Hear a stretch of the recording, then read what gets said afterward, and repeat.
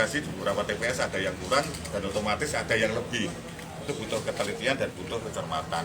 Demikian juga ketepatan untuk item-item jenis logistik yang lain seperti sampul, kemudian juga formulir, itu harus juga lengkap di setiap TPS sehingga supaya tidak berimplikasi pas hari H petugas KPPS itu komplain ke KPU, logistiknya kurang ini mas, kurang ini. Nah ini dalam hal ini kami mensupervisi melalui KPU provinsi juga untuk memastikan seluruh jenis-jenis barang, jenis-jenis logistiknya sudah sesuai, sudah tepat jumlahnya, sudah tepat jenisnya, dan kemudian juga memastikan tata kelola logistiknya benar, sehingga dalam hal untuk kebutuhan logistik bisa tepat jenis, tepat barangnya, dan nanti pas distribusinya juga tepat waktu. Dan kami juga sekaligus memastikan untuk distribusinya harus juga di timeline-kan atau dijadwalkan mulai kapan ketika sudah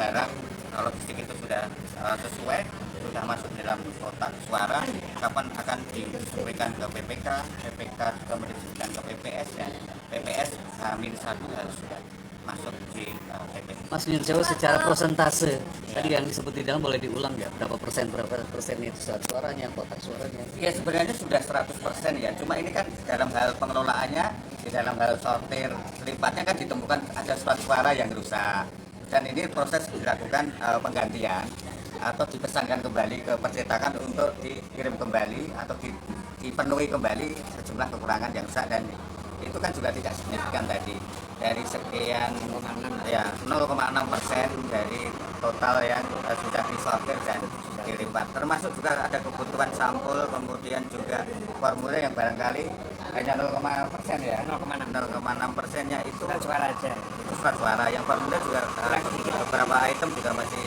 karena penggantian saja. Tapi prinsipnya kita lihat bersama tadi semua sudah ready, tinggal kita packing, dan berikutnya packing terus kemudian nanti bergerak. Boleh di underline bahwa menuju hari H tadi sudah 100%. Iya, sudah 100%.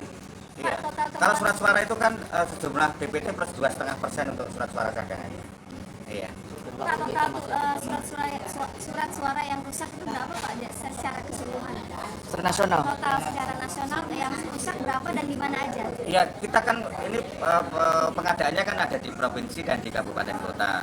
Kami juga mengkonsolidasikan bahwa seluruh aspek misalnya ada kerusakan surat suara harus segera dikomunikasikan di provinsi, karena pengadaan karena kan konsolidasi di provinsi melalui e-katalog sektoral tersebut, dan ini sedang dihimpun juga. Provinsi lah yang mengkonsolidasi kekurangan atau penggantian surat suara yang rusak di wilayah kabupaten kotanya. Itu ya. Keluar berapa total keseluruhan yang rusak?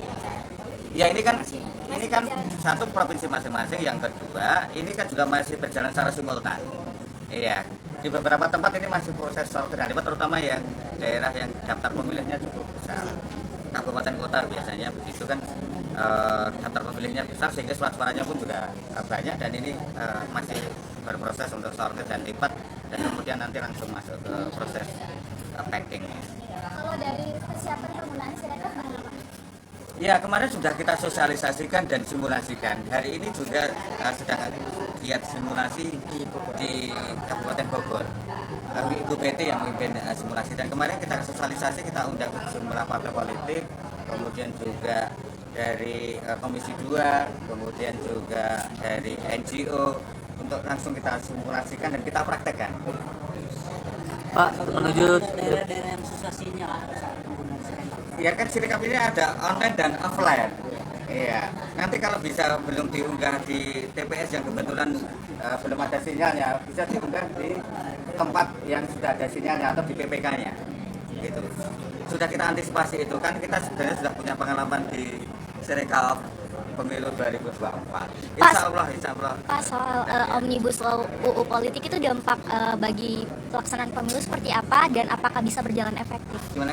Soal Omnibus Law UU Politik, Pak, dampak bagi pelaksanaan pemilu itu seperti apa dan apakah bisa berjalan efektif? Oh ya, saya rasa itu wilayah domainnya pembentuk undang-undang ya, yaitu pemerintah dan DPR. Kami sebagai penyelenggara pemilu tentu akan melaksanakan dan akan patuh dan taat pada konstitusi dan undang-undang. dan